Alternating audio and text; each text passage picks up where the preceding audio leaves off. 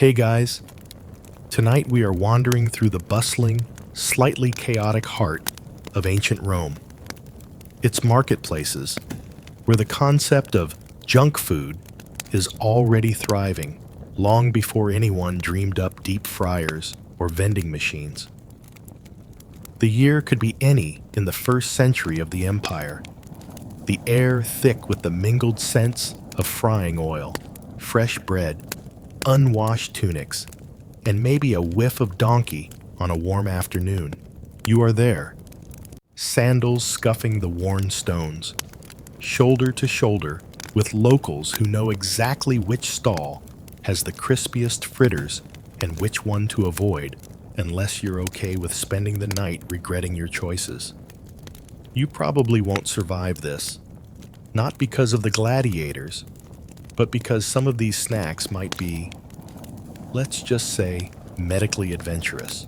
This image will stay with you for 30 more seconds, then gently fade into darkness. May you have a peaceful night, and may sweet dreams hold you close until dawn knocks at your door. You're in the Forum Boarium, Rome's oldest market, but here the goods are more about instant gratification than bulk shopping. A vendor with a voice like gravel is ladling batter into a wide, shallow pan of oil. The sizzle is hypnotic. These are globuli, little dough balls fried until golden and then drenched in honey. The honey clings to your fingers and, in classic Roman style, no napkin is offered. You're expected to lick your hands clean like a civilized person. Historians still argue whether these were more of a festival treat or an everyday indulgence.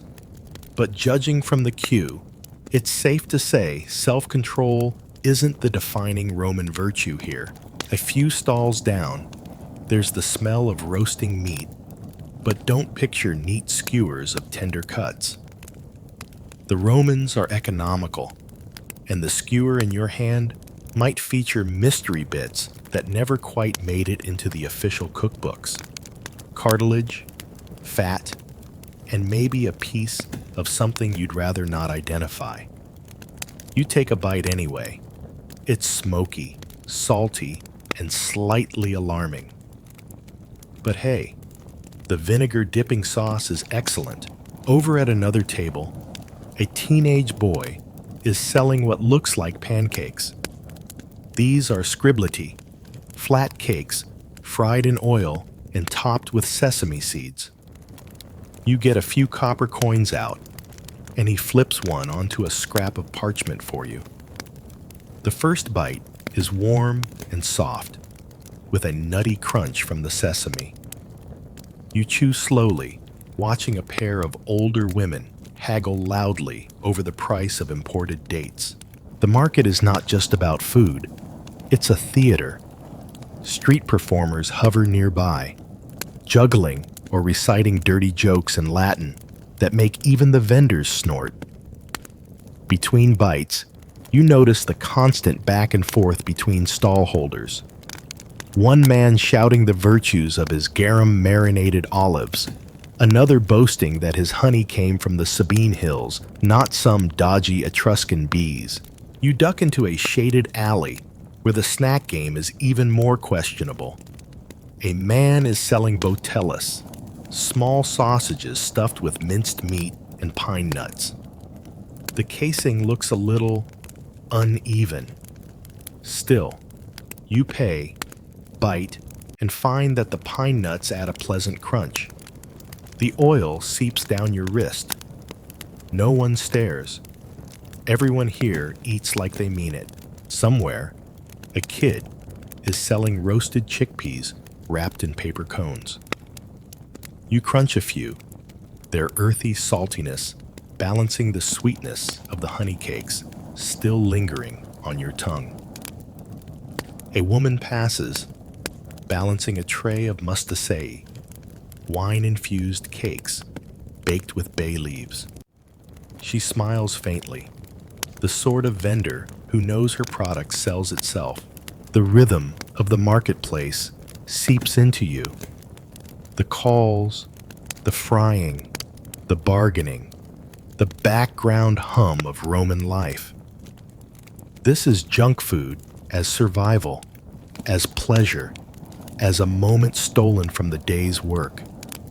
You notice that the people eating here aren't just the poor or the hurried. There's a man in a clean toga with gold rings biting into a sausage with the same guilty pleasure as the laborer next to him. In Rome, snacks are the great equalizer. As you finish your last bite, you brush crumbs from your tunic.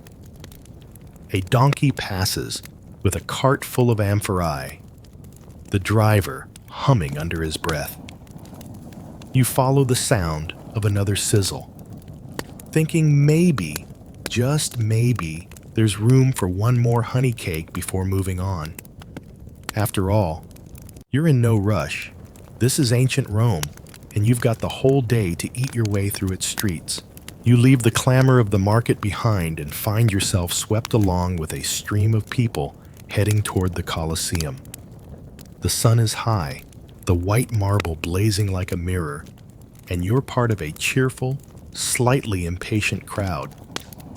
Today is not about polite conversation or political speeches.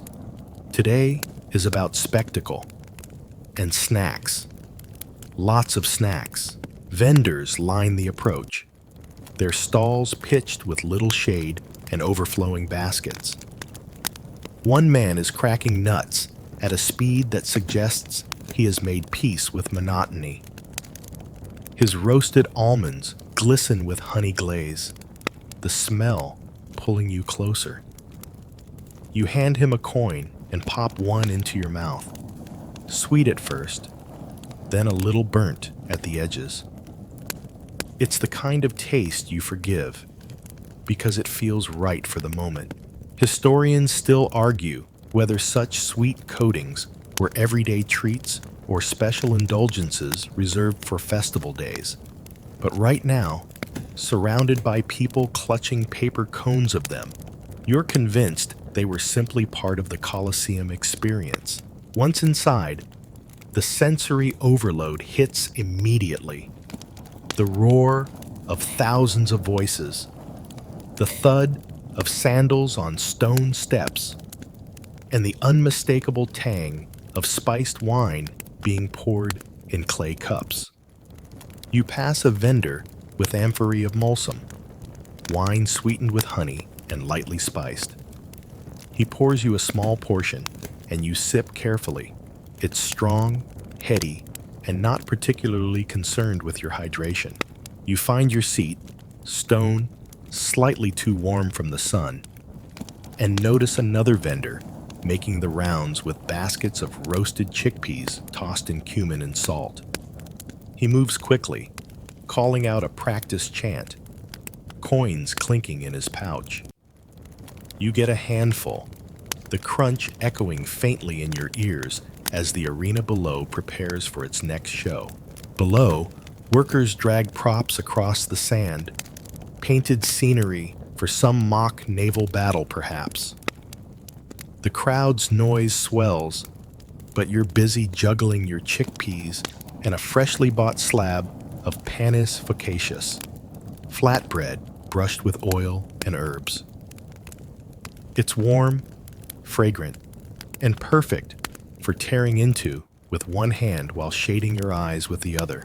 A man beside you, dressed in what might generously be called sport casual for a Roman citizen, offers you a bite of his lucaniki, plump sausages packed with fennel seeds and pepper. You accept, noting the burst of spice that lingers. He grins, probably pleased that you didn't flinch. Romans, you realize, take pride in the resilience of their fellow snackers. Somewhere behind you, a young girl is selling moretum, a garlicky cheese spread wrapped in fig leaves. You can smell it before you see it. The flavor is sharp, pungent enough to make your eyes water, but somehow perfect in the open air, where the breeze carries away the intensity. The games begin. Below, animals are let out. Leopards today, pacing impatiently in their cages before the handlers release them. The crowd cheers. You take a sip of your spiced wine, thinking it's probably for the best that you're more focused on the next snack than on the fight. Another vendor passes, this time with skewers of grilled fish. The aroma cuts through the mingled smells of animals, dust, and humanity.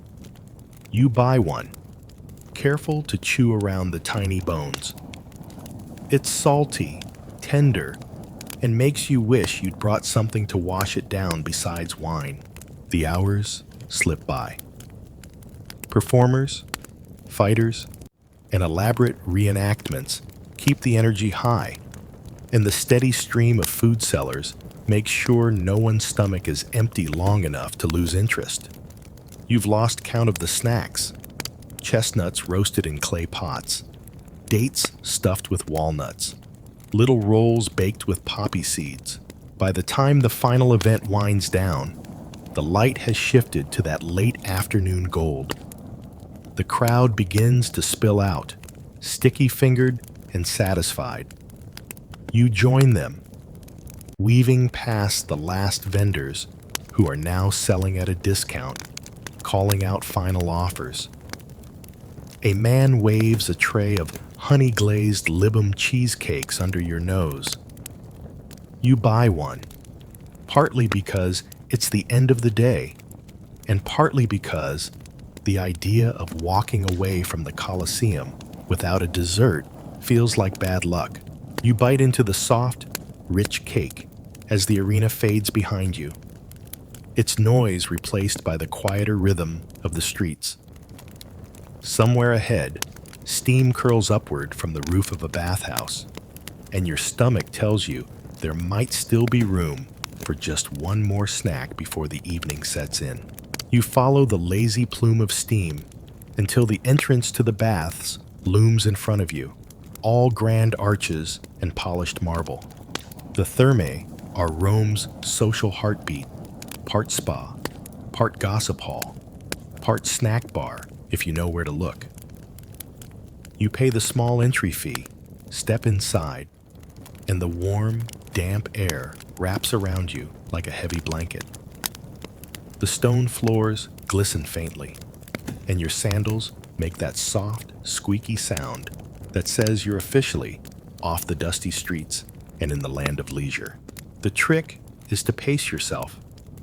You move past the appetitorium, the changing room, where a pair of men are arguing about whether Pompeii's bread really is better than Rome's. You make a mental note to investigate later, but right now, you're distracted by a slave carrying a tray of figs wrapped in bay leaves.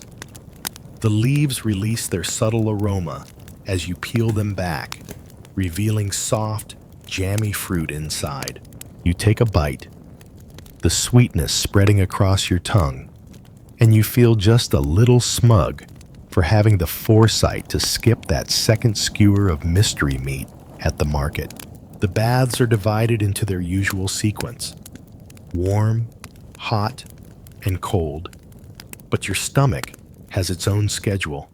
In the tepidarium, a man reclines with a bowl of olives marinated in garlic and herbs. He catches your glance and, in the relaxed camaraderie of bathhouse culture, offers you one. It's briny, rich, and leaves your fingertips slick.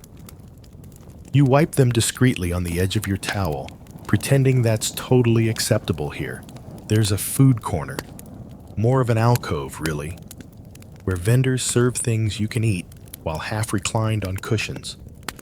A woman ladles out a thick, porridge-like dish made from spelt, sweetened with honey and sprinkled with crushed nuts. You spoon some up. It's comforting, like breakfast decided to dress up for an evening party. Historians still argue whether such sweetened grains were considered a luxury or an everyday snack, but the way it disappears from your bowl tells you it doesn't matter. Near the caldarium, The steam is so dense it curls your hair. And through the mist, you spot another treat: bread dipped in garum. Yes, that garum, the fermented fish sauce Romans seem to put in everything short of their wine. The bread is soft, the garum salty sour, and the combination is, well, divisive. You make a face, and the vendor laughs, insisting that you'll get used to it. You nod politely, which is ancient Roman for absolutely not. Back in the tepidarium, you sprawl on a bench, watching the ebb and flow of bathhouse life. Children dart between pools. A pair of women trade whispered secrets. And in the corner, someone is unrolling a picnic cloth with little plates of goat cheese, pickled vegetables, and slices of apple. You find yourself drifting toward them like a moth to candlelight. The goat cheese is creamy and tangy, the apples crisp, and the pickles provide just enough bite to wake you from the edge of a nap. One of the quirks of Roman bath culture is the casual mingling of activities. People eat, talk politics, conduct business deals, and critique each other's togas, all in the same breath. You overhear an elderly man complaining that young people these days don't appreciate proper mustasai. His friend counters that they just prefer fried treats you can carry. You smile to yourself. Apparently, every generation believes the next one's snacks are inferior. The warm air makes you slow down, every movement stretching into a lazy rhythm. You sip a cup of pasca, the diluted vinegar drink beloved by soldiers and the thrifty. It's surprisingly refreshing here, the tang cutting through the heat, and you start to understand why it caught on beyond the barracks. Eventually, you drift toward the exit, the last of the fig sweetness still lingering. Outside, the cool evening air feels like a gentle hand on the back of your neck. The street ahead glows in the warm light of oil lamps, and you hear the creak of carriage wheels on stone. Somewhere beyond the next turn lies the Appian Way, and the snacks of travelers, food meant not for lounging, but for surviving the road. Your feet begin to move without you quite deciding, drawn toward the sound of hooves and the faint smell of fresh bread. You find yourself at the edge of the city, where the Appian Way stretches out like a ribbon of pale stone, vanishing into the dusk. Here, the pace changes. No more leisurely bathhouse bites or theatrical arena snacks. This is the domain of travel food, practical, portable, and just hardy enough to survive the jolts of a creaky carriage or the sway of a merchant's pack mule. The road is alive with movement. A line of soldiers marches past, their gear clinking, the smell of leather and sweat in the air. One of them pulls a small loaf from his satchel and tears into it without breaking stride. You recognize it as panis militaris, the dense bread that's practically indestructible. You imagine it could survive a minor earthquake. He's paired it with a slice of hard cheese, the kind you can knock against a stone and not lose a crumb. You hitch a ride with a merchant caravan, the wooden wheels groaning beneath their loads. Sitting on the bench, you pull out a bundle wrapped in cloth. Olives, a wedge of goat cheese, and dried figs. The combination is simple, but deeply satisfying. The figs are sweet and chewy, the olives salty enough to make you sip from your leather water flask. Historians still argue whether dried fruits like these were primarily for the wealthy or a staple for everyone. But here on the road, no one seems to care who bought theirs in the city and who bartered for them at a rural farmstead. At a roadside stop, A vendor is ladling out steaming bowls of lentil stew. The steam fogs the cool night air, and the scent of garlic and herbs pulls you closer. You pay in worn bronze coins and settle by the fire, dipping chunks of coarse bread into the thick broth. The stew clings to the bread, rich with the taste of slow-cooked vegetables and just enough oil to leave your lips shining. Further along, you pass a small group of couriers warming their hands over a brazier. They're roasting chestnuts, the shells popping softly in the heat. One offers you a few, and you crack them open, the smoky, sweet flesh almost melting on your tongue. The warmth spreads through your hands as much as your stomach. There's a kind of camaraderie here on the road, a shared understanding that food is as much a comfort as it is fuel. A pair of mule drivers invite you to share their humble meal. Strips of dried meat, surprisingly tender once you chew them, paired with wine diluted in water. They laugh at your polite cough after the first sip, slapping your back in friendly approval. As the night deepens, the caravan pulls into a small mansio, a way station for travelers.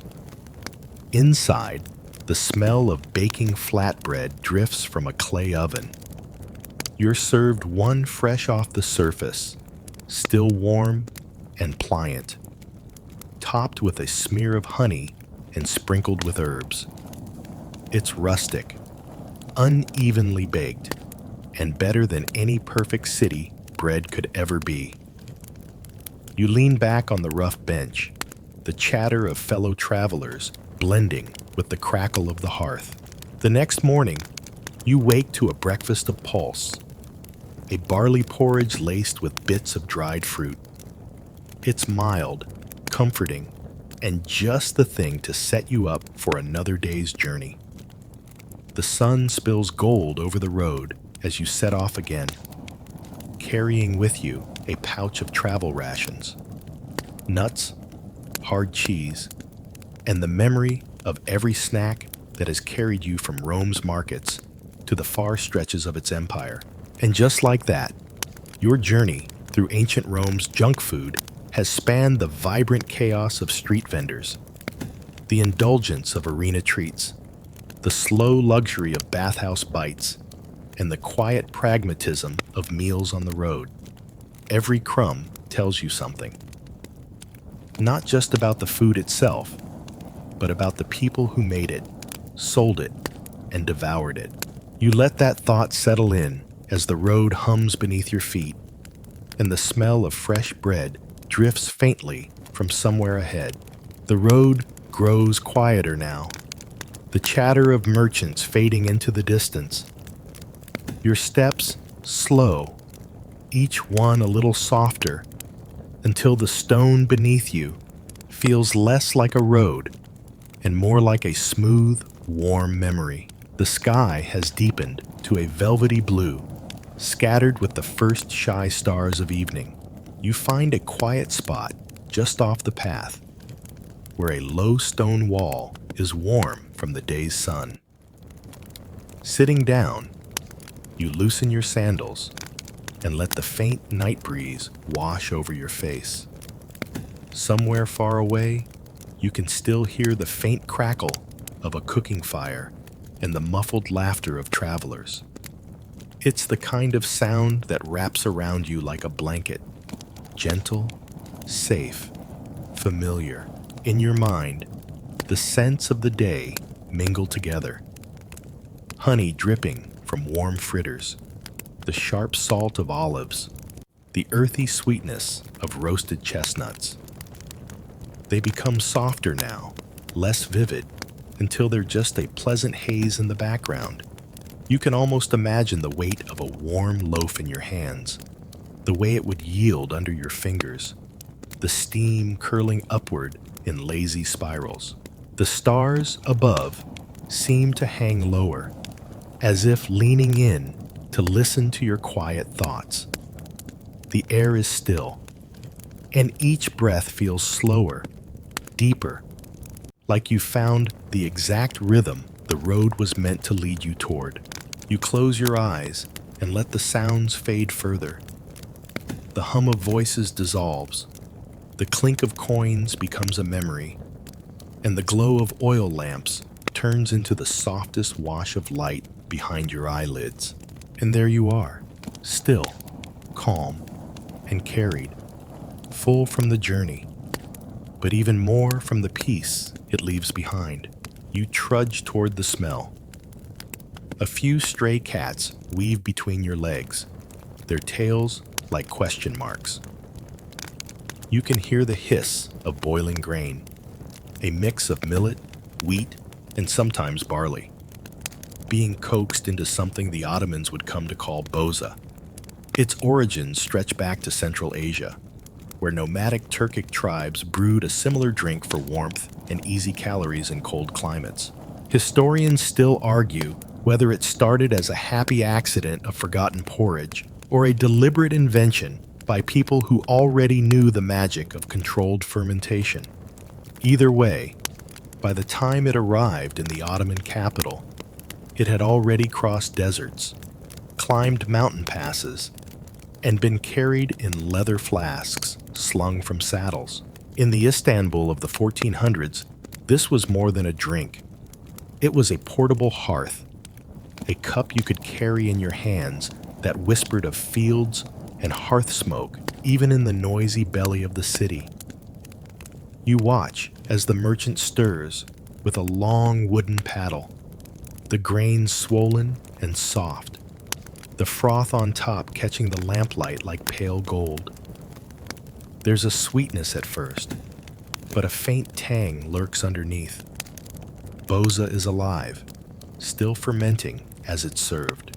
You know in a day or two it will grow sharper, maybe even strong enough to make you slightly tipsy, depending on the brewer's patience and skill. That little hint of alcohol? Ottoman society noticed it. For centuries, people debated whether it was harmless nourishment or a sly loophole in religious law. For now, though, in these early centuries, it's a comfort drink as much as anything else. The climate of Istanbul, with its bone-cutting winds off the Bosphorus in winter, made hot, thick boza an easy sell. It was so beloved that even the court kitchens kept recipes, sometimes laced with cinnamon, ginger, or cloves for special occasions. As you linger near the stall, you see another pot, this one much darker, almost mahogany in color. The seller leans in and explains, with a wink, that this batch has been left to think for a while. You take the hint. Stronger, warmer, and just possibly enough to make the cheeks glow. He ladles it into a small ceramic cup, thick enough that it settles with a soft plop instead of a splash. You take a sip, and it coats your tongue like liquid bread pudding, rich with the taste of earth and grain. Ottoman cooks were inventive with their grains. Millet for the poor, semolina, or rice for the wealthy. Boza's adaptability helped it cross class lines in a way few foods could, rich or poor. You could hold a warm cup in your hands on a cold night. And in a city where bakeries, bathhouses, and markets all hummed with public life, the boza shop became another point of community gravity. One quirky detail you notice: the wooden stirrer is carved with patterns, not for decoration, but to help catch the bubbles and froth as it moves through the pot. Some sellers even believed that stirring clockwise encouraged sweeter fermentation, while counterclockwise made it sharper. Whether that's true, or just one of those old-world kitchen superstitions, you can't say. But the old man here swears by it, and his customers seem loyal. You watch the foot traffic change as night deepens. Merchants with purses heavy from the day's takings step in for a cup before heading home. Dock workers, still smelling of salt water, take theirs in tin mugs. The steam from the pots fogs up the little window in front, turning the street beyond into a blur of warm and cold. In a quiet moment, the seller tells you about the drink's journey. He speaks of Tamerlane's warriors drinking boza to steel themselves in winter campaigns, of caravans bringing sacks of millet from far inland, of the way the drink had to be made fresh almost every day because it turned so quickly. There's pride in his voice, but also resignation. Traditions survive only if people keep drinking them. And in a city where fashions shift with every sultan's whim, nothing is certain. The smell in the air is irresistible now. Yeast, grain, and a soft undercurrent of spice. You can almost hear the fermentation, a faint fizz beneath the hiss of the fire. Somewhere far away, a call to prayer echoes across the rooftops, mingling with the hiss of the pot and the low murmur of the street. You take another sip, and it's impossible not to think. This might just be the most comforting cup in the empire. You step out from the warm, yeasty glow of the boza shop into the crisp bite of an Ottoman winter night.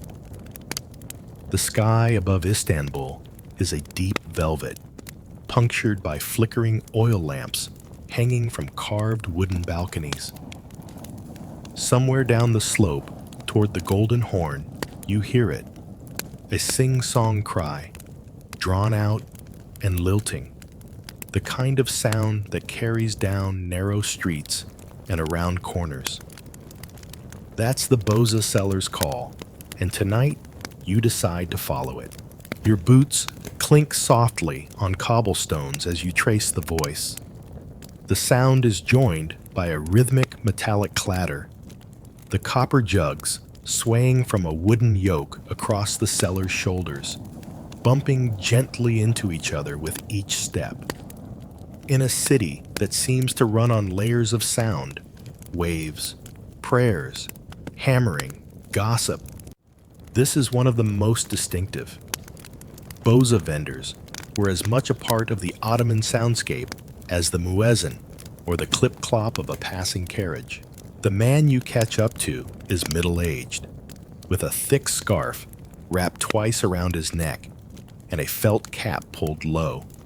His breath fogs the air as he stops to ladle steaming boza into small ceramic bowls for a trio of boys who've been trailing him.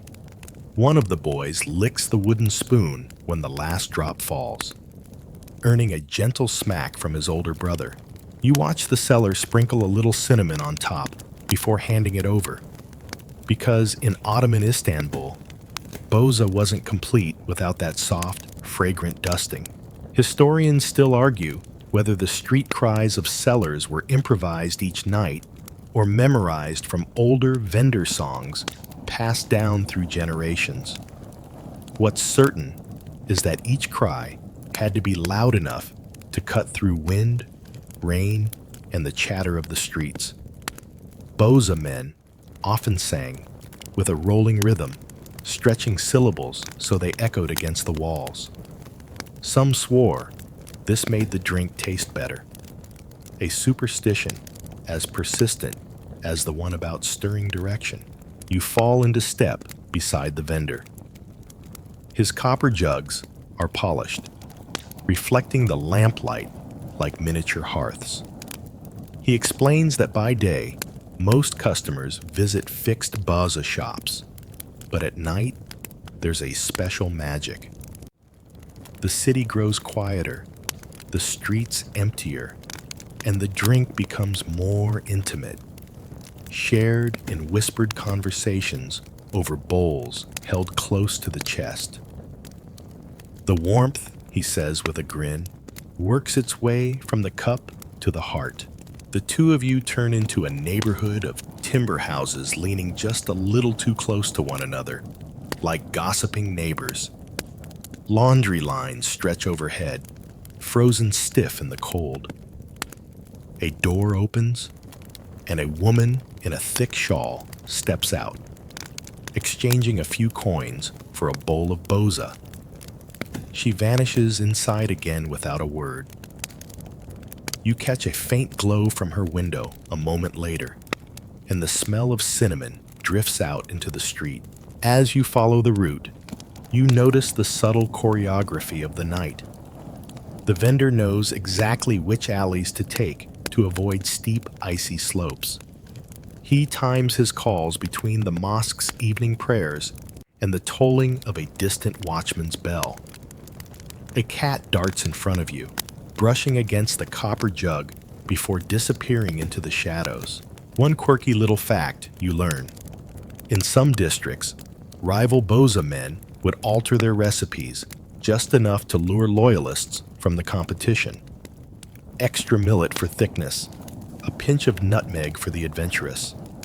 These subtle changes could spark long-standing neighborhood loyalties, with customers swearing their chosen vendor's drink was the real one, while dismissing all others as pale imitations. The night is growing colder now, your breath visible in thick clouds. The vendor pauses to rest his yoke on a low wall. You sit beside him, your back against the stone, and he offers you a cup. You sip, and it's thicker than the shop's earlier batch, almost spoonable.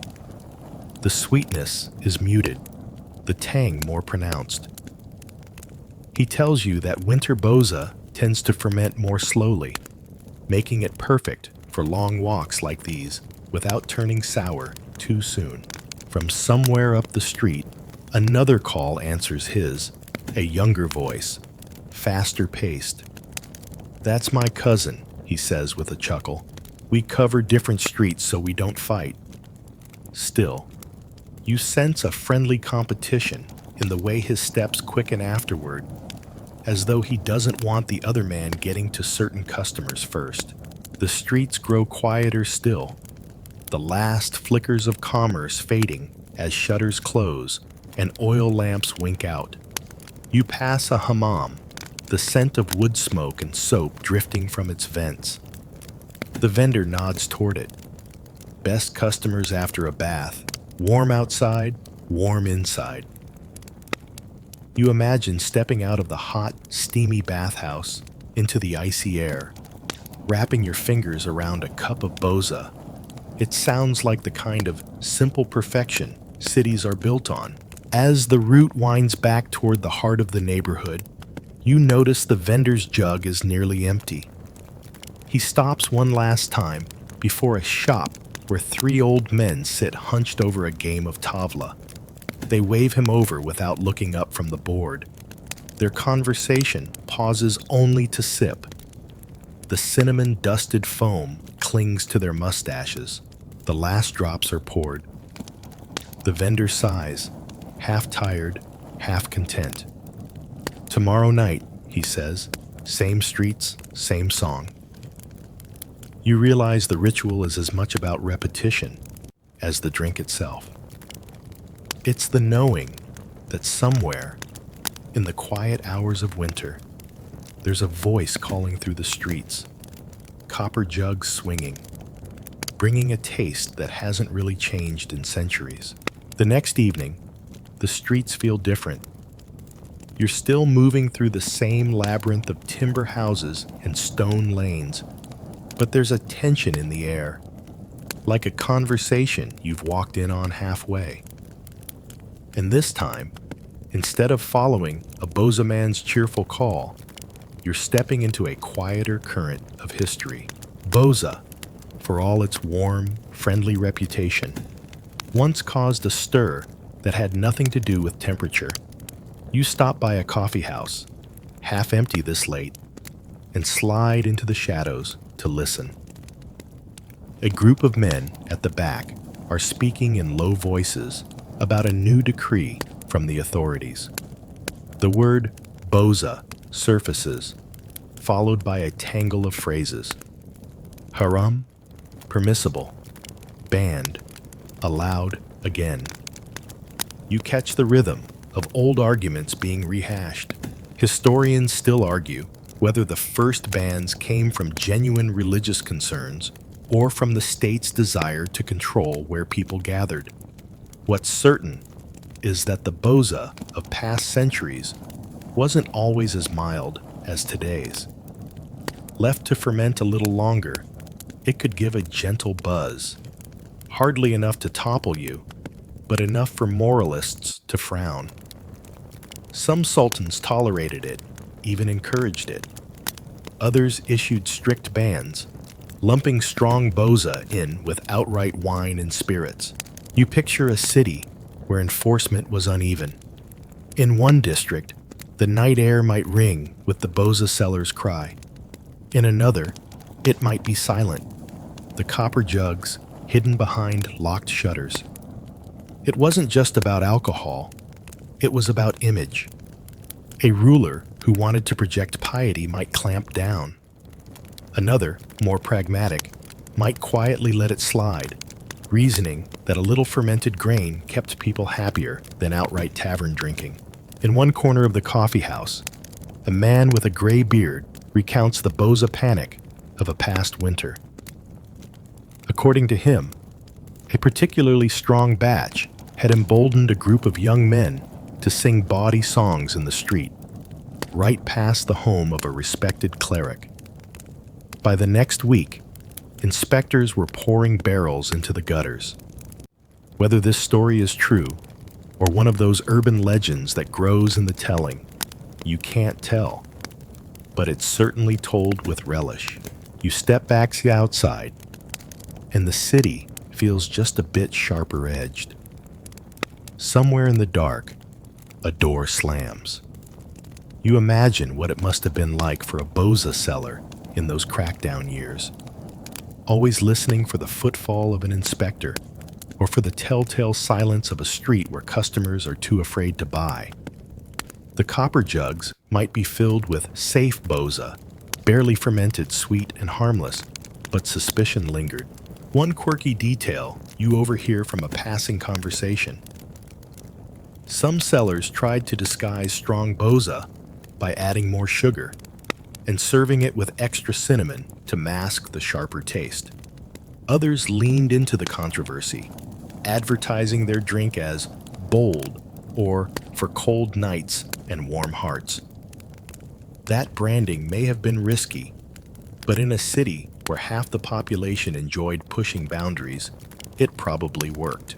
As you wander toward the docks, you hear a different voice, this one sharp and nasal, belonging to a street preacher who has claimed a corner near a bakery. He's warning a small crowd about the dangers of boza that leads astray, drawing parallels to other forbidden drinks. A few passers-by roll their eyes and move on. Others linger, nodding along. You stay just long enough to watch him accept a loaf of bread from the baker, with a grin that suggests he's in no rush to give up earthly pleasures himself. The debate wasn't purely about alcohol, though. In some cases, the authorities worried that boza shops, like coffee houses, were becoming centers for gossip, political talk, and even dissent. A warm, dimly lit room, full of people with cups in hand and the hum of conversation. Well, it didn't take much imagination to see how ideas could ferment as easily as millet. You pass a shuttered boza shop and imagine the smell gone cold inside, the wooden paddles leaning unused against the wall. Outside, a chalk sign still advertises fresh millet boza, best in the district, as though daring the authorities to disagree.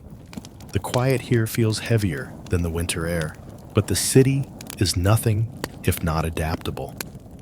In neighborhoods where restrictions were tighter, people brewed their own. Families passed around starter batches the way others might share yeast for bread. In kitchens across Istanbul, small pots bubbled discreetly in the corner, hidden from visitors who might disapprove. This wasn't the public ritual of the copper jug vendor. It was a private comfort, shared between people who trusted one another. You round a corner and see a lone vendor, his jugs much smaller than usual, serving from the shadows. There's no call, no song, just a whispered word to those who approach. You take a cup. It's warmer, sweeter, and definitely sharper than what you had last night. The vendor doesn't linger. He serves, takes coins, and moves on quickly. You can't help but think of contraband in more modern times. Different substances, same human patterns. The walk back to your lodging feels slower tonight. You're thinking about how something as simple as a cup of fermented grain could ignite so much discussion. How it could be both a drink and a symbol. And how, in the city's long memory, the taste of boza is layered with both comfort and controversy. Winter is deepening now, and the cobblestones wear a thin crust of frost. You move through Istanbul's winding lanes as though the city itself is holding its breath. The air smells faintly of chimney smoke and roasting chestnuts from street vendors who work the same corners every year. Somewhere in the distance, you hear the slow, familiar cadence of a boza seller's call. It's softer than before, almost like a memory being sung back to you. You follow it toward an older district where the houses sag with age, their wooden beams darkened from centuries of salt air. Here, boza feels less like a trend and more like a relic, a survivor of countless winters and changing tastes.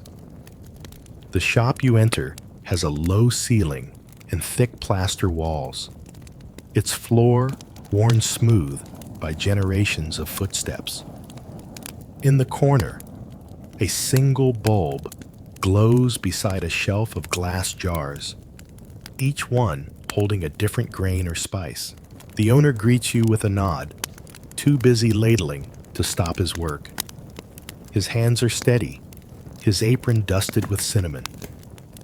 He tells you his family has been selling boza from this very spot since the late Ottoman period. His great-grandfather brewed it when the city was still lit by gas lamps.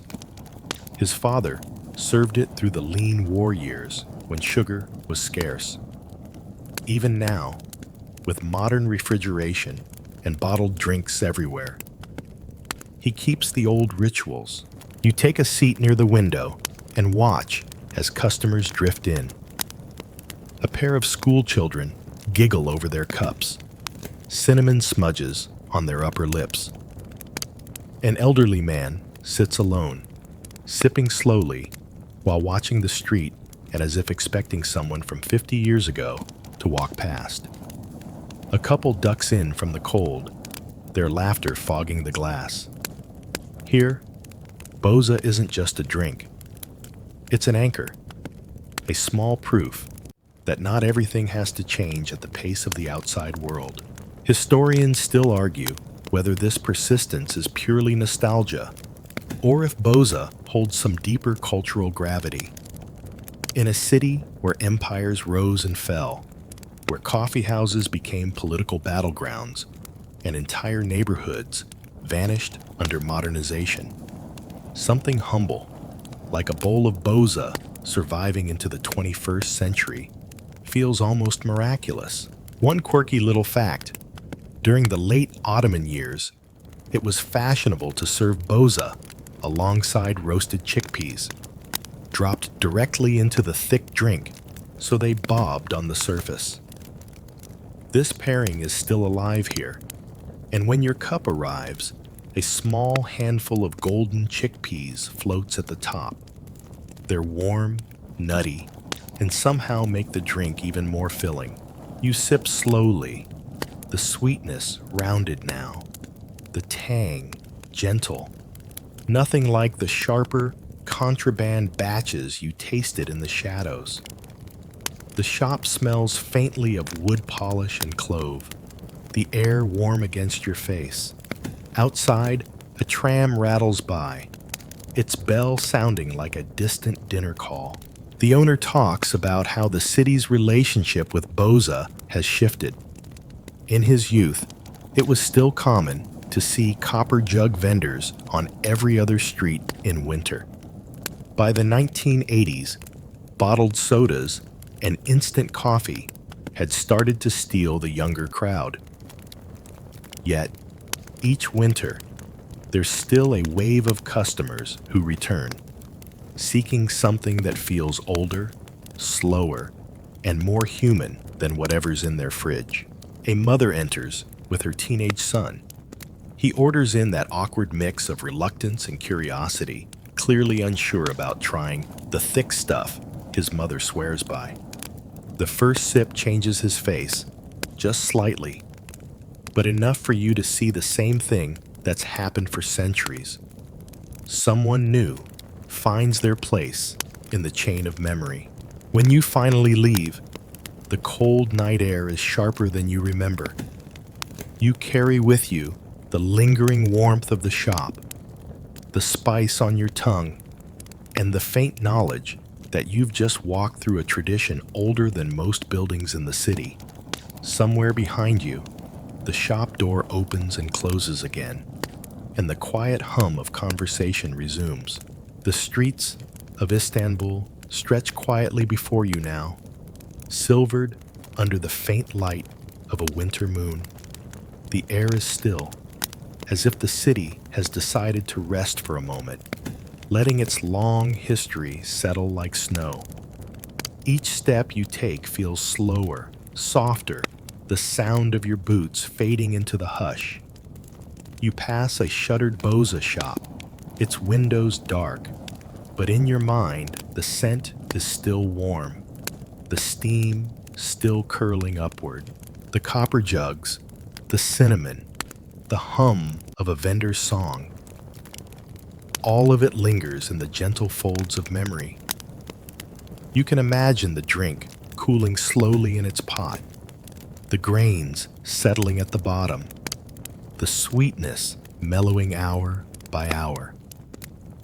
Even without a cup in your hands, the comfort of it is there, as steady as a heartbeat. You let your thoughts drift to the faces you've seen. The vendor walking alone under the lamps, the shop owner polishing his ladle between customers, the children with cinnamon on their lips. They seem smaller now, like figures in a snow globe, moving through the same motions season after season. The city's sounds grow distant, the last tramble, the faint creak of a sign in the wind. All that remains is the quiet rhythm of your own breath, slower with each moment. The air tastes faintly of spice and wood smoke, and it's easy to imagine curling up by a low fire with a warm bowl resting in your hands. Somewhere, someone is still stirring a pot, the spoon moving in lazy circles. The warmth is waiting. You can almost feel it. And with that thought, you let the night fold gently around you, carrying you into stillness. You step into the Agora, Athens' bustling marketplace. Though this early in the day, it has a softer hum. Instead of frantic haggling, you hear the slow, steady rhythm of the bread stalls opening. Wooden tables are being set up. Baskets are lined with cloth, and stacks of fresh flatbreads, some still steaming, are carefully arranged. The bread here isn't just plain. You spot loaves sprinkled with sesame seeds, round rings known as koulouria, their crusts shiny from an egg wash, and little twists of dough filled with soft cheese. A baker with a tunic dusted in flour gestures toward a tray of golden fritters, still sizzling from the pan, their crisp edges clinging to thick honey syrup. Athenians take their sweets seriously, especially during festivals. These aren't everyday indulgences. They're culinary centerpieces that double as offerings, bribes for the gods, or treats to fuel a long day of celebration. Mainstream historians agree that sesame was a prized ingredient, used not just for its nutty flavor, but also for the oil that preserved sweets in the summer heat. The result? Portable bliss.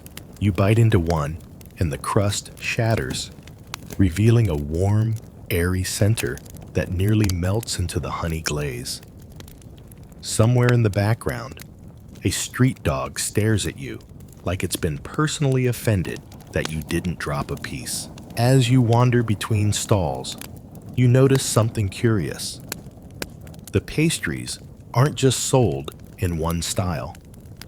Some vendors twist dough into intricate braids. Others stamp theirs with wooden molds, leaving sunbursts or meander patterns on top. One old man boasts that his recipe comes from a Phoenician trader who passed through decades ago, bringing a spice blend no Athenian can quite replicate. Whether that's true or just a marketing trick, well, historians still argue whether such culinary exchanges were common or exaggerated for show. Then there's the fringe fact, the one you almost wish you didn't know. In certain corners of the city, there's talk of sweets that are purposely left to ferment longer than normal, developing a tangy, almost boozy note. Technically, they're not alcoholic, but in the summer heat, eating too many might leave you feeling like you've been day drinking before noon. You pass a group of older men leaning on canes, sharing one of these fermented cakes between them, laughing a little too loudly for the hour. The sun climbs higher, and so does the tempo of the marketplace. Now, you hear the clink of coins as early buyers secure the first trays of sweets before the best ones vanish. You see a young boy running errands for his mother, clutching a basket with both hands, while trying not to eat the still warm fritters inside. A pair of women in bright festival tunics stop to inspect a tall stack of sesame bars, thin sheets of roasted seeds bound together with honey, glistening like amber in the sunlight. You can practically hear the brittle snap they'll make when broken in half. One stall catches your attention with its strange combination of ingredients. Small cakes made from barley flour, mixed with grated cheese and sweetened with figs. The vendor insists they're a sacred dish once offered to Demeter, though these days they're eaten just as happily with morning wine. You're tempted to buy one just to test the balance of savory and sweet. The first bite is grainy, nutty, and just a little tangy from the cheese. But then the fig pulls it into dessert territory. It's oddly comforting, like eating a recipe that hasn't changed in centuries. Overhead, the chatter of swallows flitting between the columns adds a rhythm to the morning. You pass an oven where a baker pulls out a massive flatbread glazed with honey and scattered with chopped almonds. The smell is nearly overwhelming. For a moment, you think about the people who walk these streets before you. Philosophers, playwrights, and farmers. Each of them probably pausing here to buy the same warm bread you're smelling now.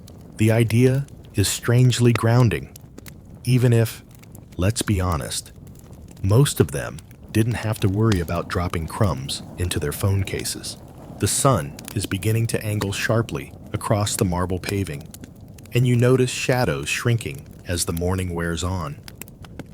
The pace is no longer sleepy. Delivery boys dart between stalls. Bakers shout for more wood for their ovens, and the scent of sesame mingles with the sharper aroma of fresh olive oil being poured into clay jars. You realize this is the golden hour for festival sweets, the brief window when they're at their freshest, before the crowds swell and the best trays disappear into the hands of early risers. You've been here barely an hour, but your basket is already heavier than you planned. filled with sticky, fragrant promises you probably won't be able to finish alone. The music reaches you before you see the procession. A high, reedy tune from a double aulos floats down the sunlit street, carried by a slow drum beat that's more heartbeat than percussion.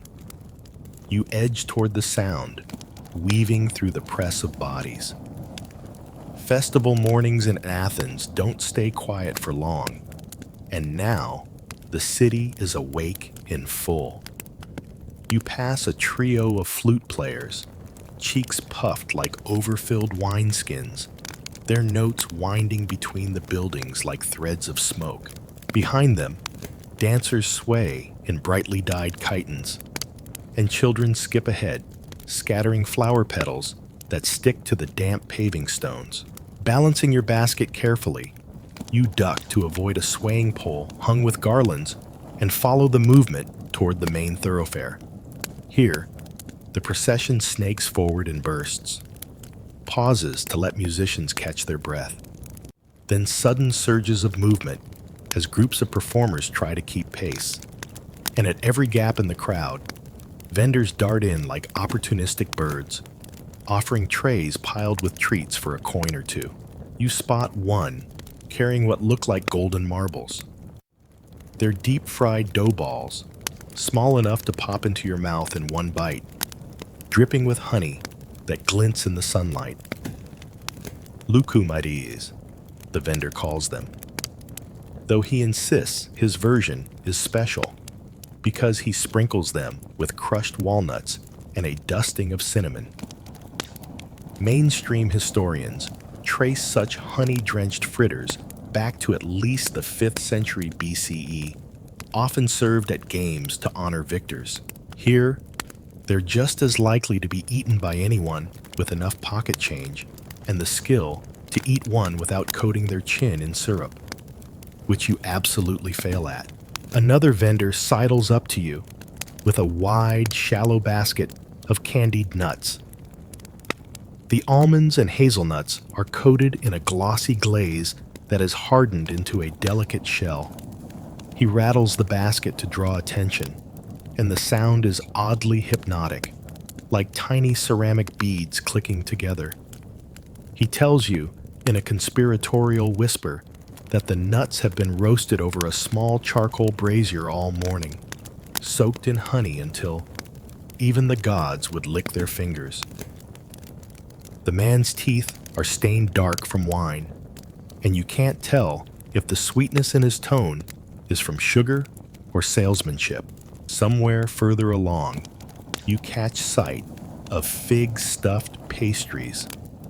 They're folded like little envelopes, edges pinched tight, and fried until the figs inside collapse into a jammy sweetness. You imagine the sticky heat bursting in your mouth. And you're not alone. Half a dozen festival goers cluster around, coins in hand. The vendor, a wiry woman with arms browned from years under the sun, works with astonishing speed, flipping each pastry in the oil with a pair of flat sticks, never splashing a drop. And then there are the mystery treats, those that even locals debate the origins of. A pair of young men sell thin, crisp wafers with a faint anise scent. One swears they're an old Thracian recipe. The other claims his grandmother learned it from an Egyptian sailor.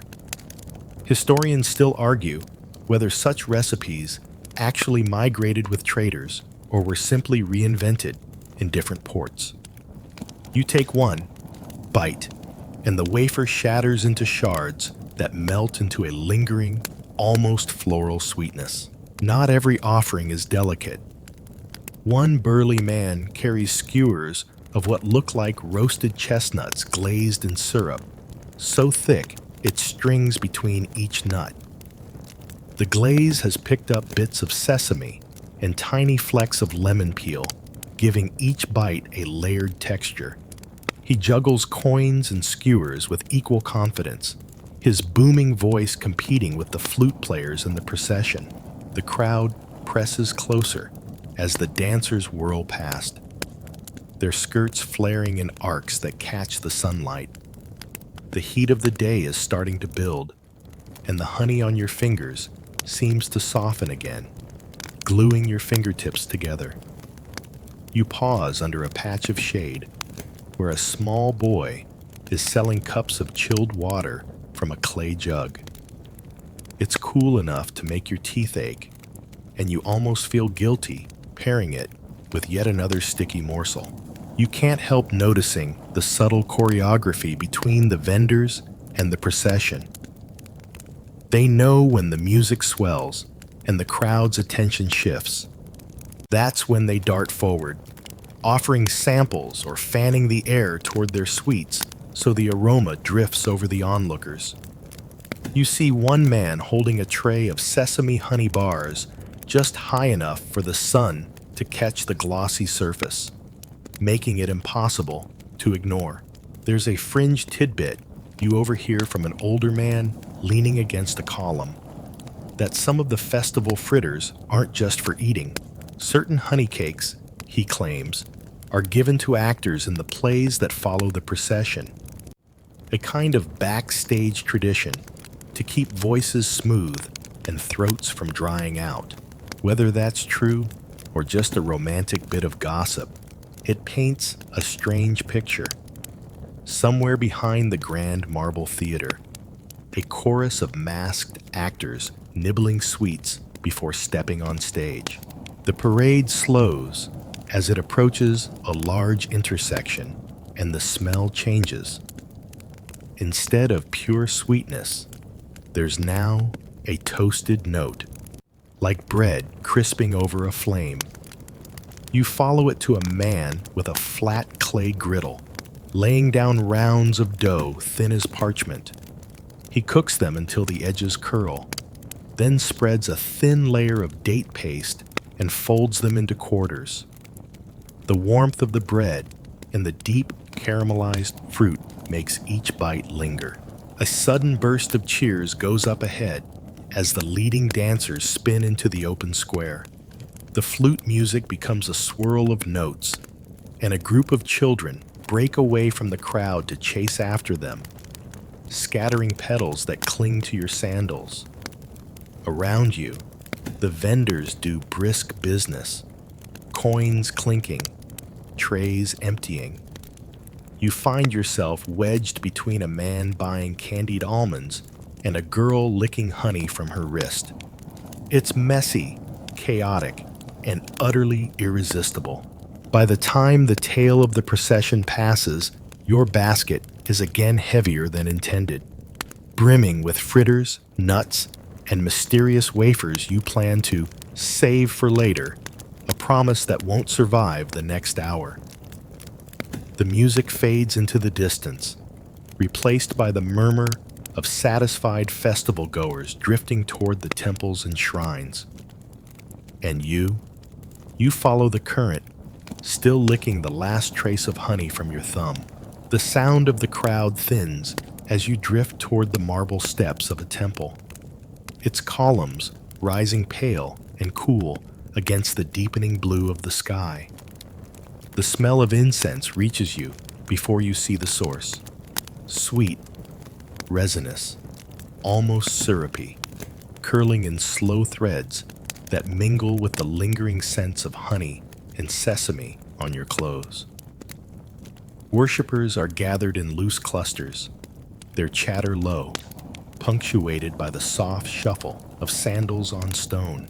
You catch glimpses of bright garlands, orange marigolds, deep red roses, looped over statues and balustrades, each bloom stiff with dew.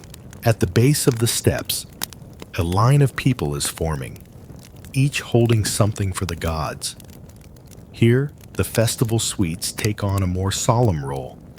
Instead of being devoured on the spot, they're arranged in ornate baskets or set upon decorated platters meant to be left as offerings.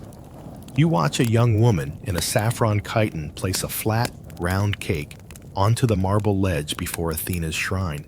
The cake is thick, its top studded with almonds arranged in a sunburst pattern, the glaze catching the light like molten gold. Beside her, an older man sets down a tray of small honey cakes shaped like pomegranates, the red-dyed dough almost too vivid to be natural. Mainstream historians note that many such offerings had symbolic shapes: fruits, flowers, even miniature animals, each tied to specific myths. These weren't for casual snacking, they were culinary prayers. You can't help thinking how strange it is to make something so delicious only to walk away from it. The temple steps are lined with small clay lamps, their flames wavering in the faint morning breeze. Near one of the columns, a boy crouches to re-tie the ribbon around a basket filled with sesame rings, the loops stacked in careful spirals. The scent of toasted seeds mixes with the incense, a combination so unexpectedly comforting, you almost forget this is supposed to be a solemn moment. You step closer and notice that some offerings are less traditional. A vendor, still in his market apron, climbs the stairs with a tray of fig pastries wrapped in embroidered cloth. He exchanges a brief nod with the priestess, sets the tray beside a row of honey-glazed loaves, and then slips away without lingering. Historians still argue whether these street food offerings were spontaneous acts of devotion or calculated gestures meant to advertise the vendor's skill to passers-by. Either way, the mix of sacred and commercial here is impossible to ignore. The priestess herself moves slowly along the line of offerings, sprinkling each with drops of diluted wine from a small bronze ewer. The liquid beads on the honeyed surfaces, darkening the glaze for a heartbeat before running off the edges. She murmurs words you can't quite catch, her voice lost in the echo between the columns. Then there's the quirky detail you overhear from a pair of women nearby. Some people deliberately make their offering cakes slightly burnt on the bottom. It's not an accident, they insist. It's to give the gods the taste of the hearth. You can't decide if that's charming or just a creative way to excuse a cooking mishap. The air feels heavier here, not from the heat, but from the quiet weight of ritual. Yet it's still a festival, and moments of lightness slip in. A little girl in a garland crown giggles as she balances a honey cake on her head for a moment before placing it on the steps. A young man whispers something to his friend, and they both smother laughter as they sneak bites from the edge of a sesame loaf. Technically an offering, though perhaps the gods won't mind if a corner goes missing. You wander to the side of the temple, where a shaded colonnade hides smaller, more private shrines. Here, the offerings are even more personal. Tiny almond biscuits wrapped in linen, miniature honey pies pressed into the shape of a dove, a jar of candied rose petals with its lid sealed in wax. You imagine the hours someone spent on those petals alone, boiling them in honey until their shape held but their bitterness melted away. From this vantage point, you can see the street beyond, where a few latecomers still carry trays through the crowd. The aroma of hot oil and caramelized sugar drifts in, tempting even here. You spot a young boy peeking into the temple doorway, clutching a skewer of candied almonds, clearly torn between eating them and placing them before the gods. After a long moment, he walks in, sets them down, and sprints away before he changes his mind. You pause to rest against a column, the stone cool against your back. Somewhere above, pigeons coo softly from the roofline. The priestess begins gathering certain offerings, likely those destined for the communal feast later, while others remain in place, their honey catching the sunlight in slow, glistening drips. You realize these sweets aren't just food, they're currency in a conversation between mortals and immortals, traded for favor, health, or maybe just the hope of a good harvest. And yet, as you watch a stray dog sit patiently at the edge of the steps, nose twitching toward the almond biscuits, you know not every offering will remain untouched until nightfall. The festival is still young, but here at the temple, the pace is slower, the noise muffled. You clutch your basket, aware that what you carry could be either breakfast or a blessing, depending on where you choose to place it. The streets are darker now, though the festival is far from over. Lanterns swing from ropes strung between balconies, casting honey-colored pools of light onto the worn paving stones. The air is warm, thick with the mingled scents of frying oil, sweet wine, and the faint tang of wood smoke. You follow the pull of the crowd toward the night market, where the festival's last hours gather in a swirl of chatter, laughter, and the constant cheerful hiss of hot pans meeting batter. Here, the sweets feel less ceremonial and more indulgent. No offerings, no solemnity, just the joy of eating something sticky while gossiping with friends.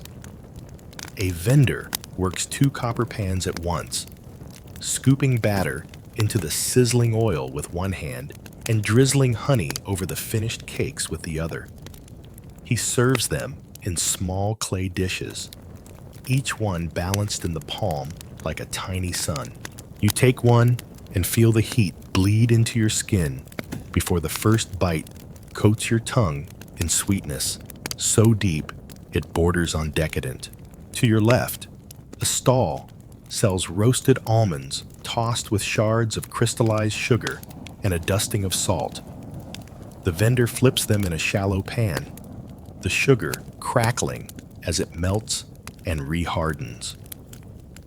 Mainstream historians note that such sugared nuts, though not common in everyday diets, were staples at big public gatherings, partly because they kept well, and partly because the smell alone could draw customers from half a street away. You're living proof of the latter, drifting toward the aroma, like a moth toward a lantern. There's a fringe fact you overhear from a man leaning against the stall. Apparently, in some festivals, vendors used to compete for the stickiest sweet prize, an informal contest judged by whether you could still hold a coin after dipping your fingers in the glaze. Looking around at the rows of syrup jars and pots of melting honey, you think such a competition would still have plenty of contenders tonight. Further along, a woman sells sesame bars so thin you can see the lamplight through them. She cracks one in half, and it splinters into perfect shards that clink softly against the clay plate. Another stall offers little pastries filled with crushed dates and sprinkled with rosewater, the floral scent drifting over the tables like perfume. Historians still argue whether rosewater was a luxury imported for festivals only, or whether the Athenians managed to cultivate it themselves in small private gardens. Either way, here under the lantern glow, it feels like a luxury you can hold in your hand. The night hums with energy.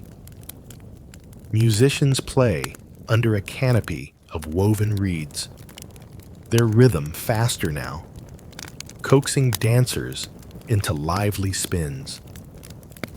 A circle has formed where a man juggles flaming torches, the light flashing across faces sticky with sugar and flushed from the heat. You notice more than a few people with hands full, pastries in one, cups of sweetened wine in the other, trying not to spill either while laughing at the juggler's near misses. Near the market's edge, a vendor pulls you in with a smile and a promise. Warm honey bread, still soft inside. He cuts you a slice from a round loaf baked earlier that evening, the crust shiny with egg wash, the interior steaming. It's simple compared to the fritters and candied nuts, but the texture, pillowy, fragrant with cinnamon, makes it the kind of food you want to eat slowly, even here in the bustle. You pass a small group of children gathered around a low table, where an older woman hands out paper-thin wafers dusted with powdered sugar.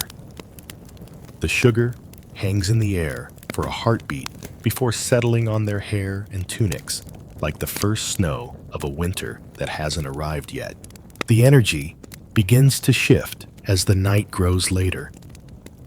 The music softens, lanterns sway more slowly in the breeze, and conversations turn to whether this year's festival was better than the last. Somewhere nearby, a last batch of fritters sizzles in the oil, and the vendor flips them with the unhurried ease of someone who knows there's no rush now. Anyone still here will stay until the final morsel is sold. You find yourself leaning against a column, watching the glow of the market spread out before you.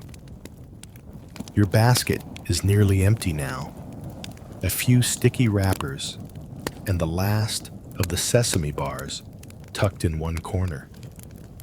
Around you, people linger, not just for the food, but for the atmosphere.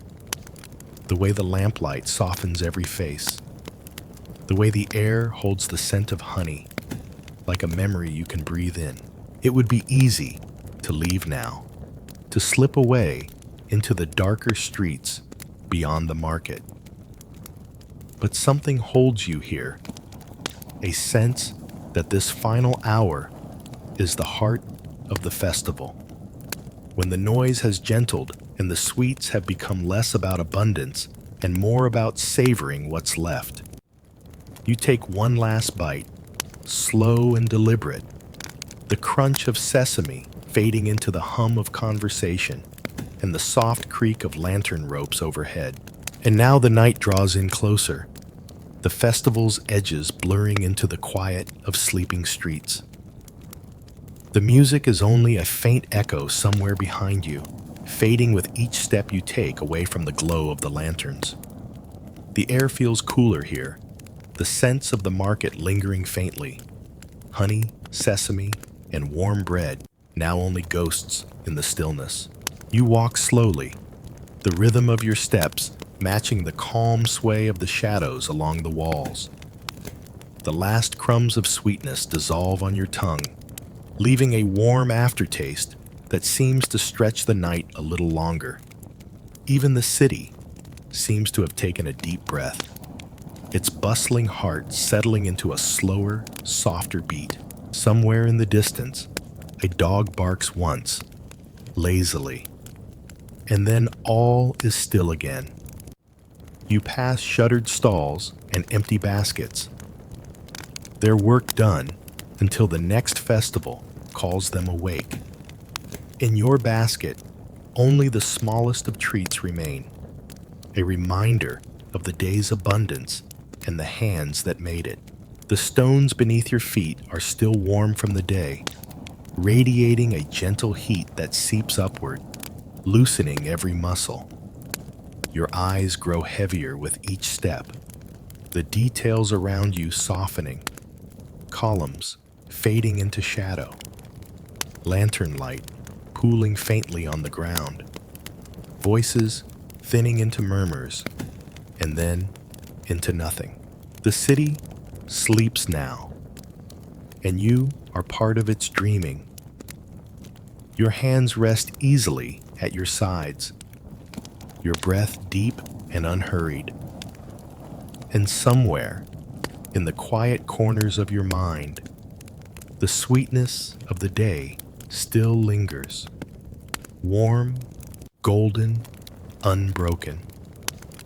You close your eyes, the night wrapping around you like a soft blanket, and let yourself drift, slow and certain, into the deepest, gentlest sleep.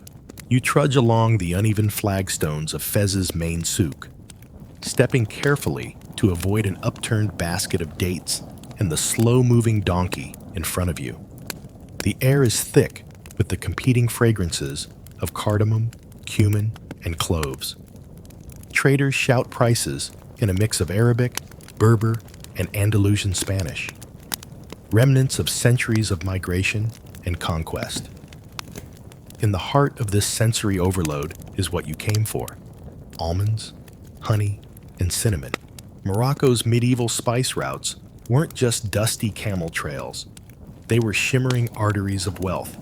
Almonds, though grown locally in the mountain valleys, sometimes arrived here from as far as Persia, where orchards had been cultivated for centuries. Honey, golden and viscous, was gathered in terracotta jars from beekeepers in the Atlas foothills, while cinnamon traveled hundreds of miles from Ceylon, changing ships and languages at least 5 times before meeting its fate in some Moroccan baker's mortar. Historians still argue whether cinnamon in Morocco was more common among the elite or trickled down to street-level cooking sooner than in Europe. But one thing's clear: you are not making pastries without it. You pass a stall where a man is crushing almonds with a heavy pestle, his arms moving in the slow, rhythmic way of someone who's done this for decades. The smell is intoxicating, rich, nutty, slightly sweet. A small boy beside him dips a finger into the crushed mixture and gets a gentle swat for his trouble. Almonds weren't just an ingredient here. They were a status symbol, a nod to both prosperity and refined taste. And then there's the honey. A beekeeper, face shaded by a straw hat, is decanting it into small clay jars.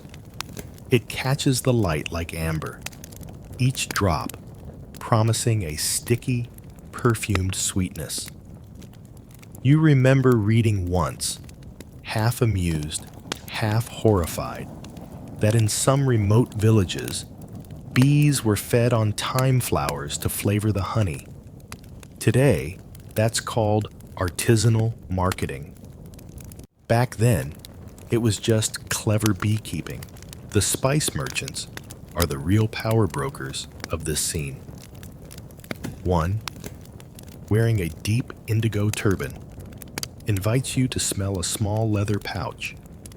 Inside is cinnamon so fragrant it almost makes you dizzy. You nod politely, knowing full well you'll never afford it. He grins anyway, probably because he knows exactly which wealthy kitchen it will end up in.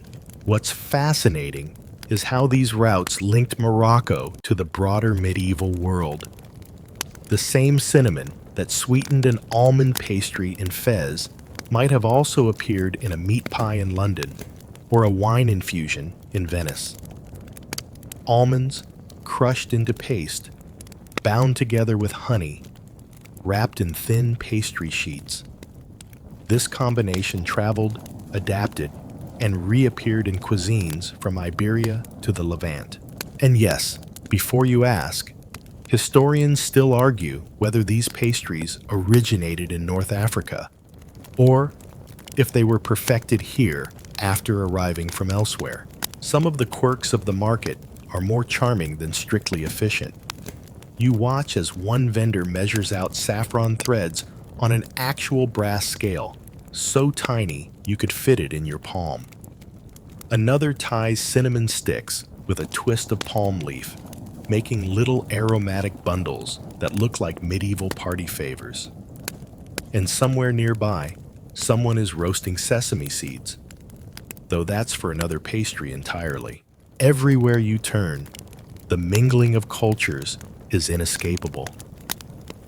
You overhear Andalusian refugees from Granada haggling over almond prices, Jewish traders comparing notes on honey shipments, Berber women selling dates from palm groves they've tended for generations. The pastries you'll taste later are not just recipes. They are edible records of centuries of migration, trade, and occasionally conquest. You pause at the edge of the spice quarter, leaning against a sun-warmed wall. The clamor is endless. Children laughing, merchants bickering, the occasional bray of a donkey. In the distance, the call to prayer drifts over the rooftops, reminding everyone, gently but firmly, that the day is moving on. Somewhere behind you, a baker is already folding ground almonds into honey, rolling the mixture into thin sheets of dough. You can almost see it in your mind, the layers crisping over an open flame, the scent curling into the night air. And maybe that's the real magic of these medieval markets, the knowledge that every ingredient here has a story. The almonds carry the quiet shade of mountain groves. The honey hums with the memory of bees among thyme flowers, and the cinnamon whispers of ports, ships, and faraway kingdoms. You, of course, just want dessert. But dessert in medieval Morocco comes with a passport stamped in spices. You follow the scent of something sweet and warm down a narrow corridor, the kind of passage where the sunlight barely filters in. The noise of the market fades, replaced by the muffled clatter of copper pots and the rhythmic scrape of metal ladles against ceramic bowls. You duck under a low archway, and there it is, the royal kitchen, or at least the outer part where lesser cooks bustle about. The palace kitchens of medieval Morocco were not merely places to prepare food, they were political stages. Every tray of pastries that left here was a message, sometimes to honor a foreign envoy, sometimes to impress a visiting scholar, sometimes simply to remind the court that the Sultan's table was unmatched in refinement. In an age when most people's desserts amounted to dried figs, these almond honey creations were pure, shimmering luxury. You edge closer to the heart of the kitchen. A long table is covered with mounds of almonds, their skins loosened from a brief blanching in hot water. Women in embroidered sleeves slip the skins off one by one, revealing the pale, buttery kernels underneath. They work fast. If you tried to match their speed, you'd probably end up flinging almonds into someone's soup. Over in the corner, a master pastry maker, his robe immaculate, despite the flour in the air, moves with deliberate calm. He grinds almonds into paste using a massive stone mortar, adding honey in slow streams until the mixture becomes a glossy, fragrant mass. He then dusts it lightly with cinnamon. Historians still argue whether the cinnamon was a purely imported indulgence, or if Morocco had early experimental plantings in certain gardens. Either way, in this kitchen, its presence is non-negotiable. The dough for wrapping the almond honey paste is another marvel. It's so thin you can see the grain of the wooden table beneath it. The chef stretches it gently across his knuckles, flipping it once before laying it flat.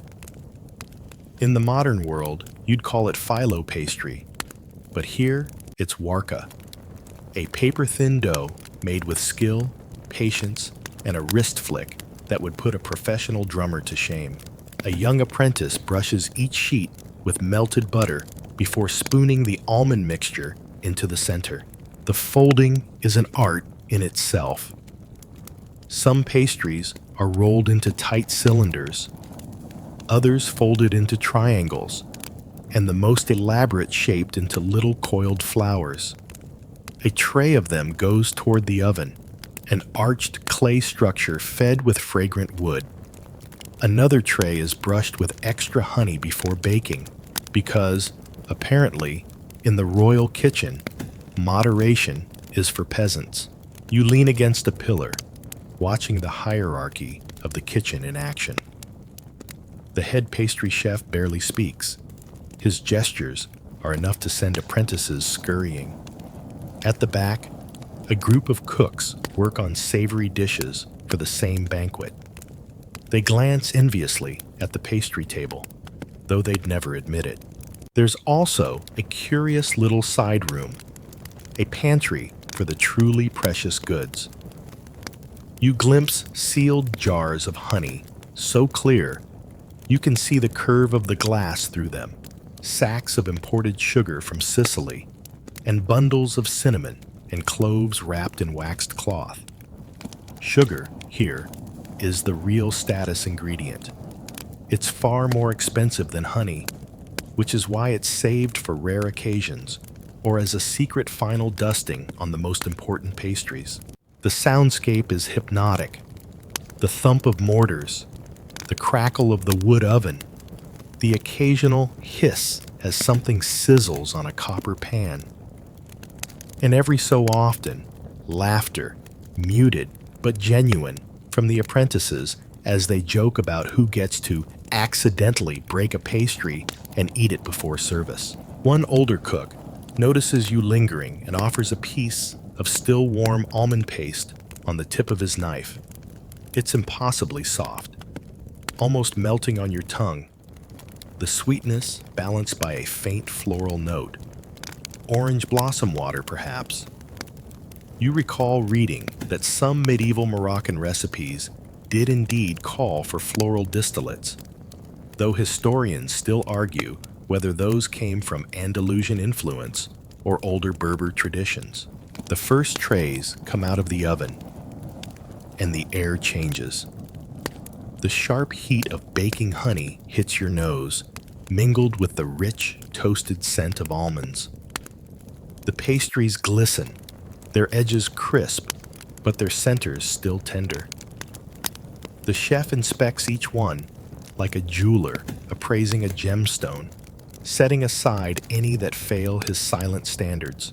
When the Sultan dines tonight, these pastries will be presented on heavy silver platters, the honey catching the candlelight like gold. Servants will carry them into the great hall, where guests will pretend not to be as eager as they are. And somewhere in the crowd, there will be a poet composing verses about their beauty. Because in medieval Morocco, dessert could inspire literature as much as love or war.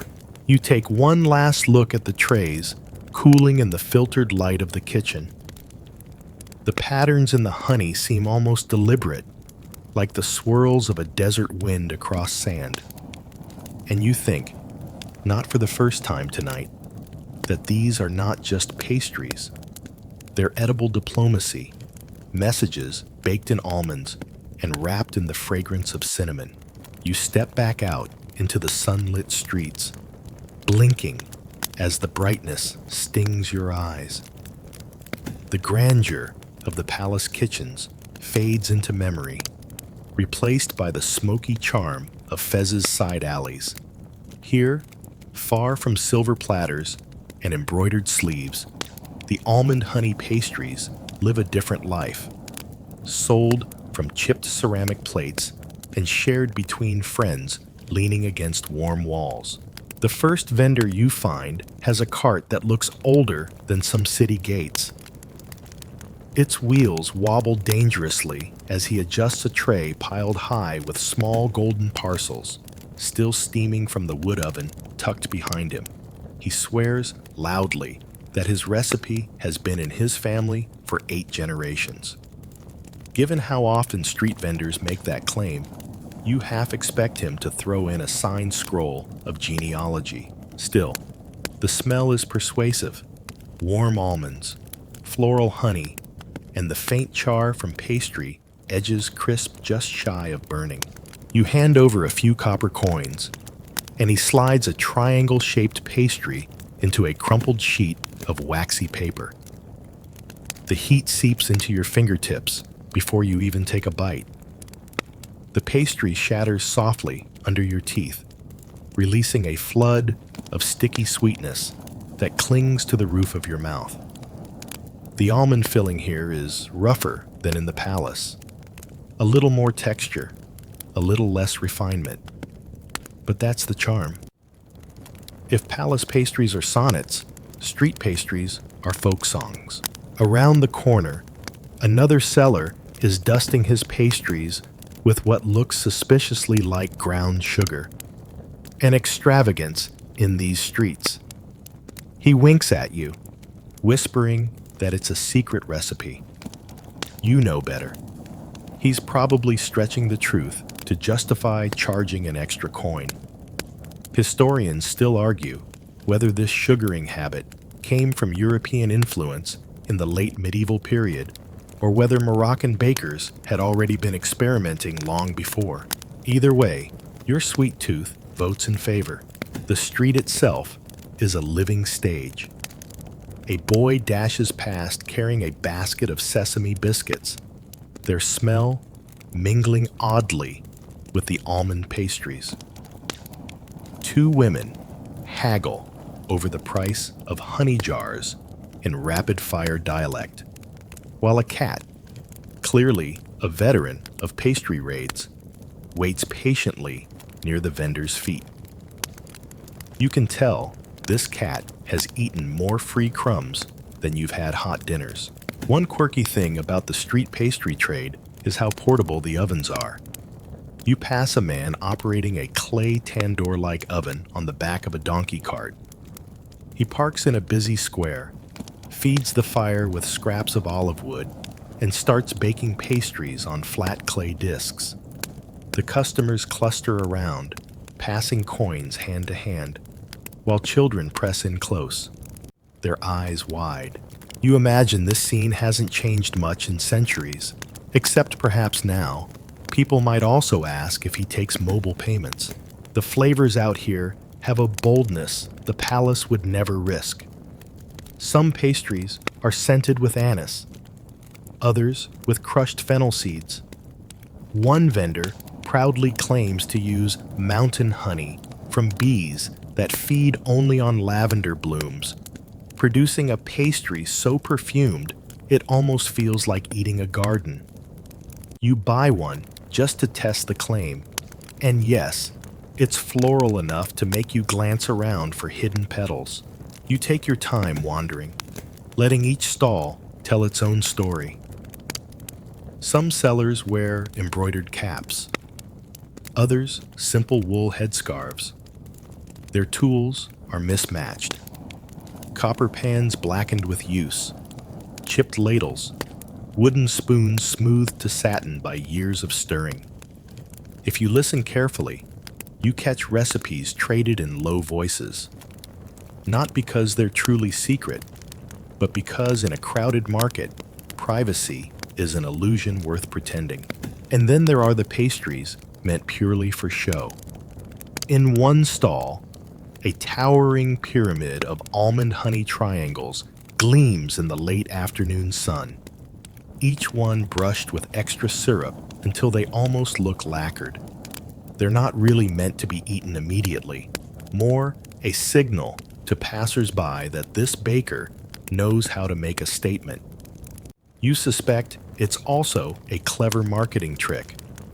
The glossier they look, the more people gather, the more likely someone will actually buy. Of course, street life isn't without its hazards. You nearly step on a small brazier left too close to the crowd, sending up a puff of ash. And there's the occasional quality control incident, like the pastry you bite into, only to find the filling oddly gritty. Probably the result of almonds ground on a stone that wasn't quite clean. You discreetly pass the rest to the ever-watchful pastry cat, who accepts it with grace. As the afternoon wanes, the streets take on a golden glow. The smell of baking drifts upward, mixing with the faint tang of wood smoke and the sharper scent of grilled meats from nearby stalls. You stand in the middle of it all, a pastry in hand, feeling the hum of a city that treats dessert not as an afterthought, but as part of daily life. Whether you dine in marble halls or on a shaky wooden bench. The vendors begin packing up, stacking their trays and banking their fires. You watch as one man carefully wraps a few unsold pastries in cloth, tucking them under his arm. Maybe they're for his children, or maybe for a neighbor who couldn't afford to buy one today. Either way, the sweetness will travel, just like the ingredients once did, crossing seas and deserts to arrive here. You find yourself wondering if, centuries from now, someone will still be wandering these alleys, pastry in hand, marveling at the same flavors. Odds are, yes. Because as you've learned tonight, almond honey pastries in Morocco aren't just food. They're a tradition stubborn enough to outlast sultans, conquerors, and the occasional dubious street vendor. The street's quiet as you leave the market, but the scent of almonds and honey lingers on your clothes like an unshakable souvenir.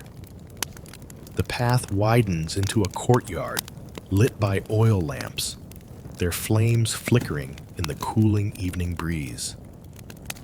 Somewhere ahead, you hear the faint thump of a drum and the laughter of guests spilling from an arched doorway.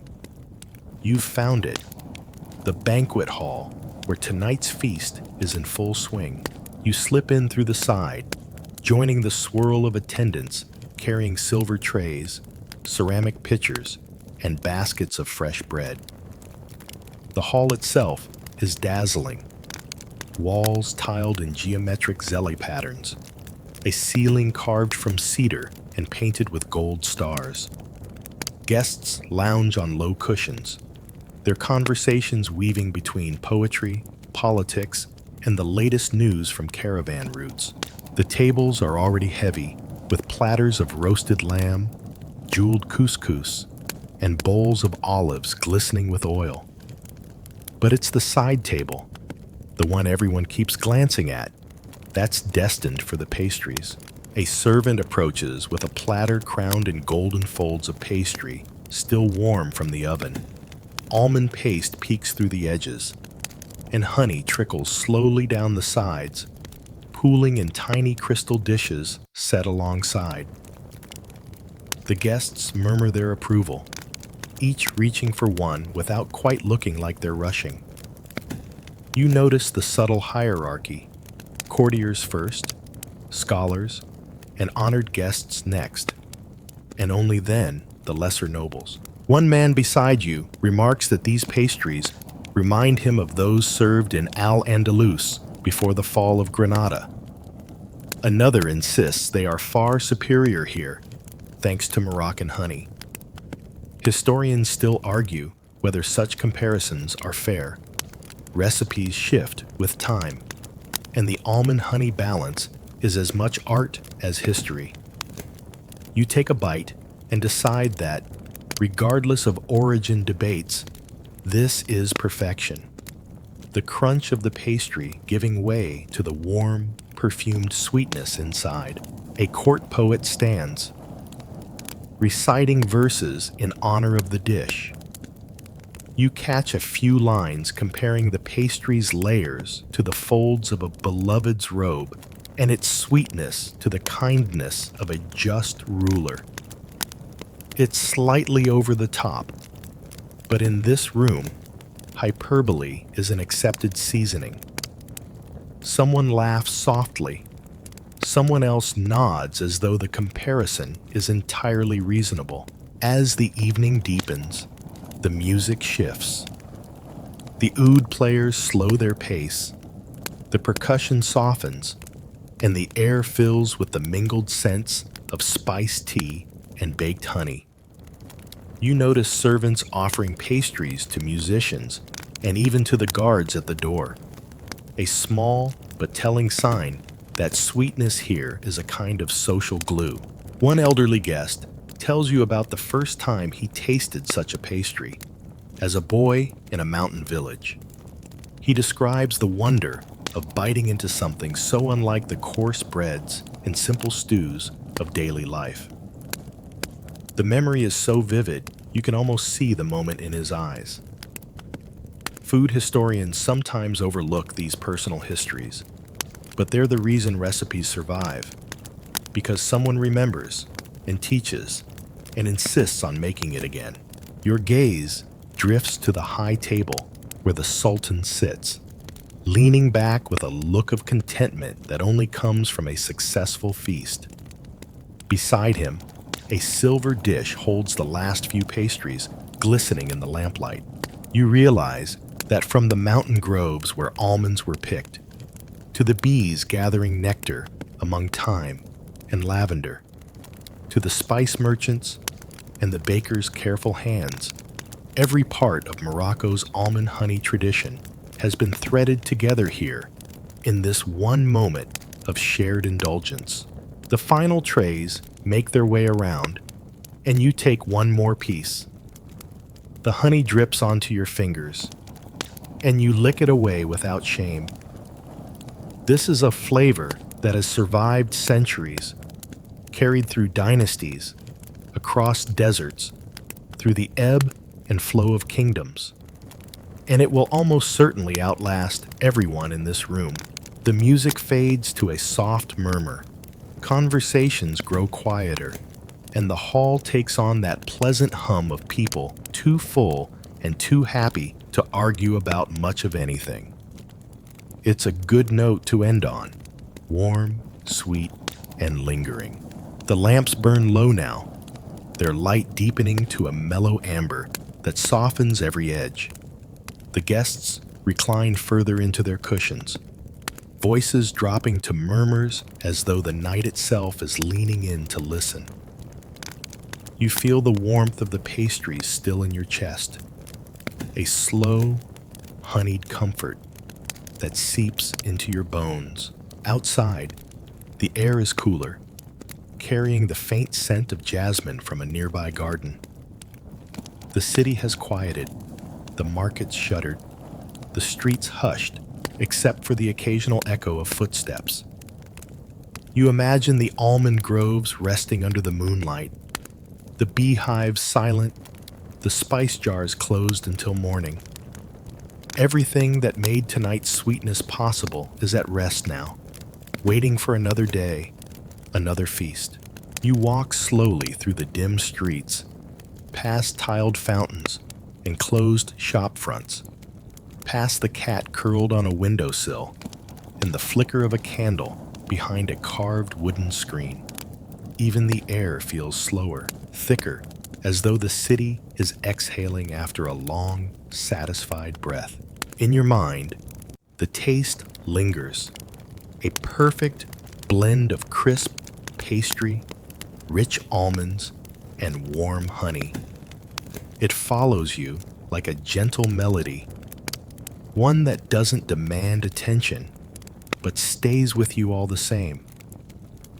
By the time you reach your door, you know this flavor will weave itself into your dreams, and perhaps when you wake, you'll still taste a trace of it, like a small reminder that some things, especially the sweet ones, are meant to last